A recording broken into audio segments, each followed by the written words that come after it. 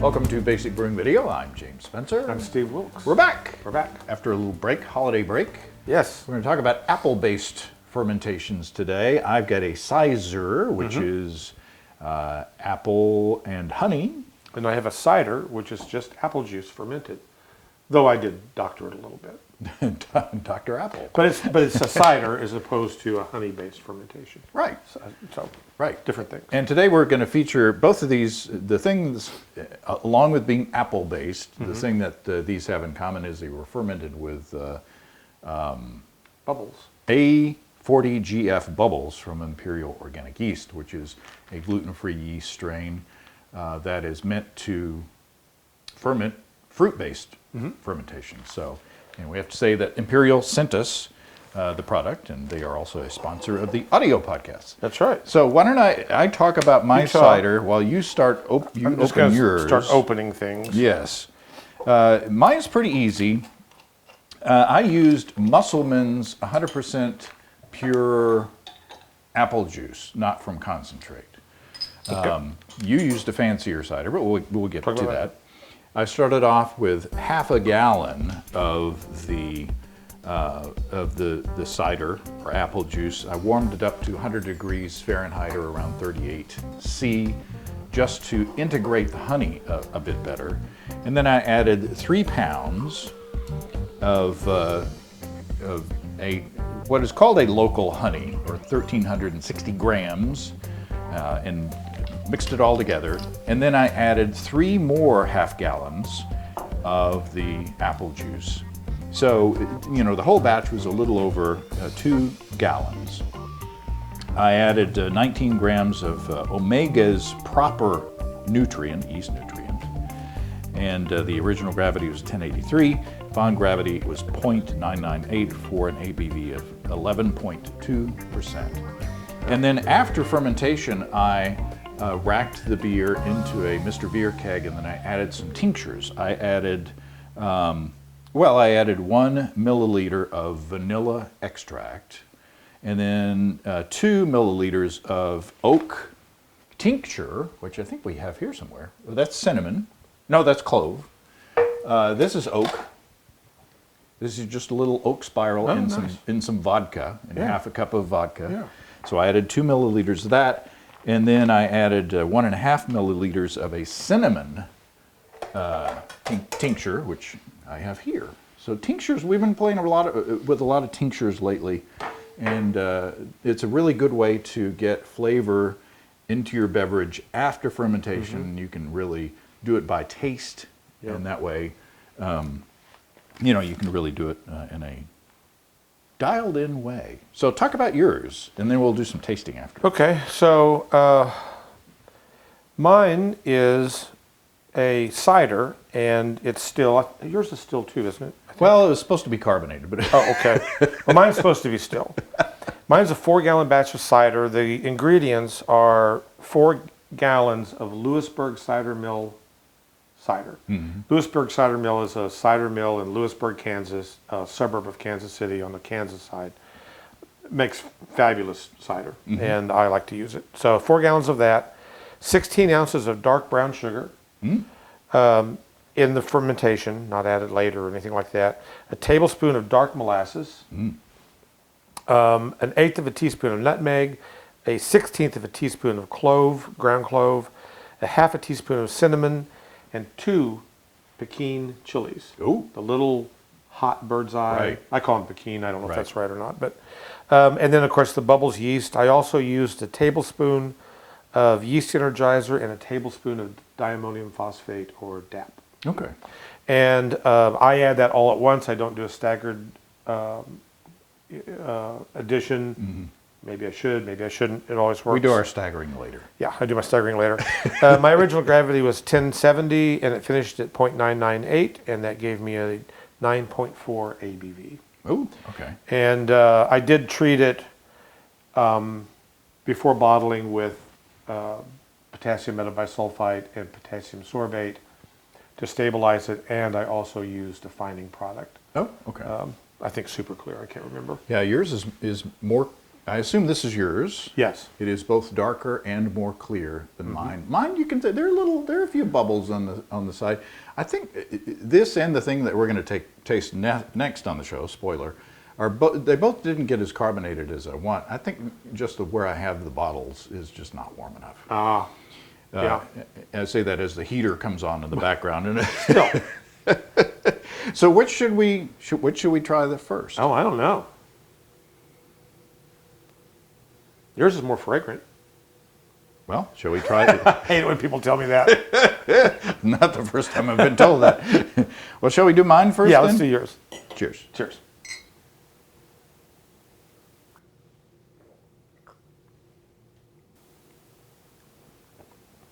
Nice honey.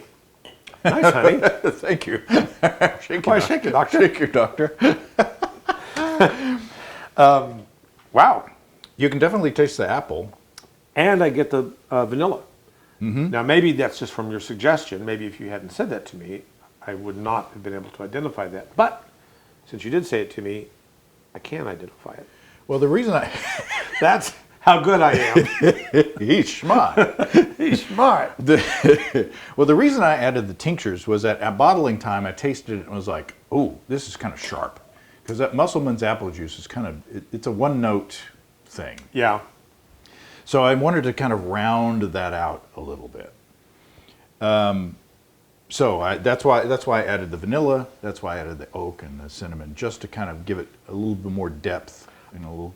And I think it's not, the fermentation is really nice. It's not hot. It doesn't.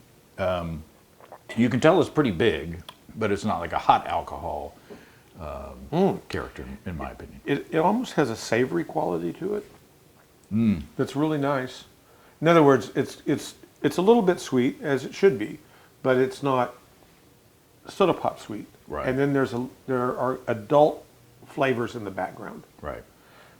So it's not savory like a pepperoni pizza or something like that. I don't mean that, but it's definitely not a one-trick pony. It definitely has some layers of flavor going on in there that you have to kind of suss out. I'm pretty happy with it. Yeah, should be. Now That's really good. Let's taste yours. And then we've got a little trick. Stay tuned. There's a little trick that we're going to do here in a minute. All right. Cheers. Oh.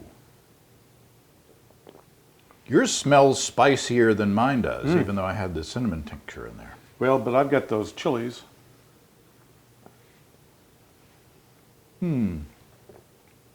Oh, that's nice.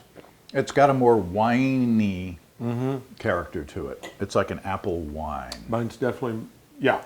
It's smoother. Smooth. More smooth. but there's a depth of flavor in there. You can taste the darker notes, from the sugar. Yeah, and I'm not sure what the teaspoon of molasses did for it or not, but I think it did lower it's a darker flavor, and I think that tiny bit of molasses maybe helped with that, or hurt with it if you don't like it. However you want. I like it. But and the cider that you used is, it's unfiltered. It's a more interesting. It's a more delicious raw product. Yeah. Than what I started with. Yeah. I mean, there's nothing wrong with the Musselman's apple juice. It's just, like I said, it's just kind of a one note kind of a thing. Delicious. both good, both really good, both really different, and the bubbles works great. Yeah. I mean, it really does what it says it's supposed to do, and It lets the fruit flavors come through. yeah. So I'm really happy. I'm happy with both of these. Now, Yay.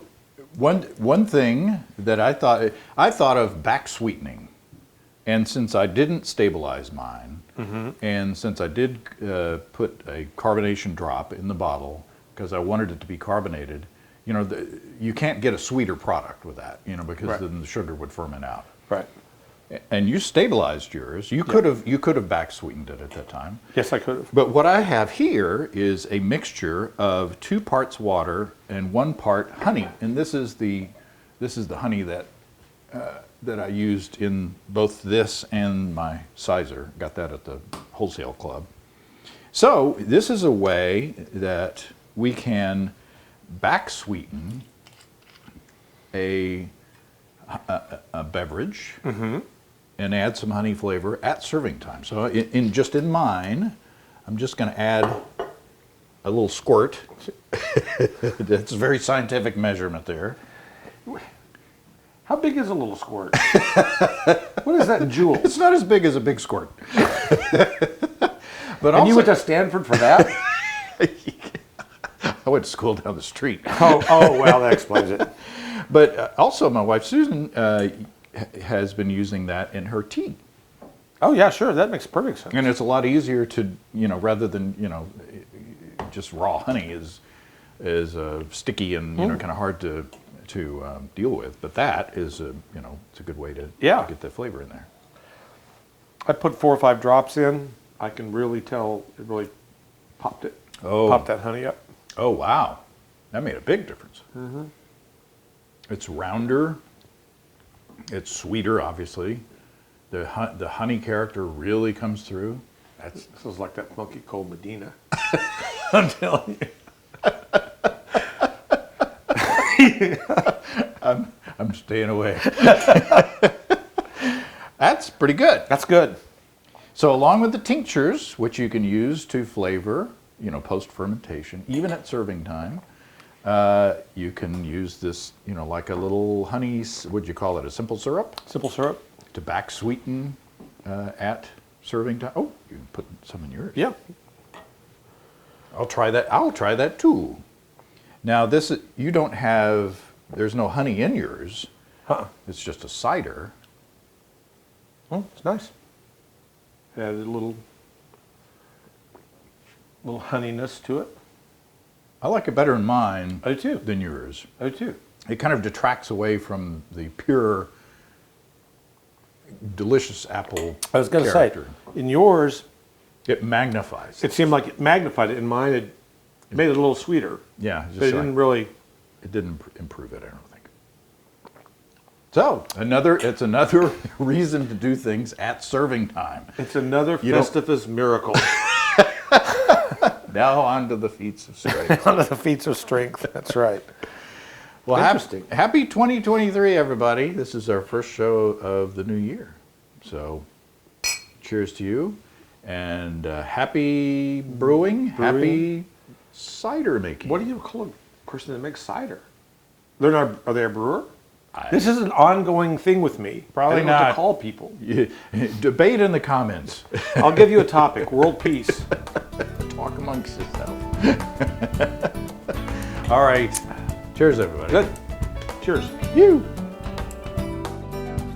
Come and visit us online at basicbrewing.com. You can find archive lists of our audio and video podcasts on homebrewing. You can also find our DVDs and our brewer's logbook, where you can track and log up to 50 batches of beer.